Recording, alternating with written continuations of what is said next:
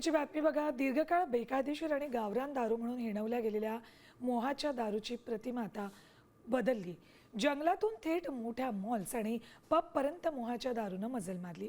तिच्या एका प्रीमियम बाटलीची किंमत चक्क 1,00,000 रुपयांच्या वर पोहोचली. मध्य प्रदेश आणि छत्तीसगड सरकारनं मोहाच्या दारूला हेरिटेज लिकर दर्जा दिल्यानं आदिवासींची अर्थव्यवस्था सुधारते, तर आंतरराष्ट्रीय बाजारातही या स्वदेशी ड्रिंकला मोठी मागणी.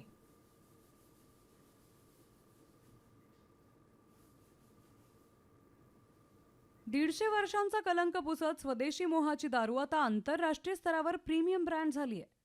साऊथ सीज डिस्टिल रिजननं लॉन्च केलेल्या मोहाच्या स्पिरिटच्या एका प्रीमियम बाटलीची किंमत 1,20,000 आहे.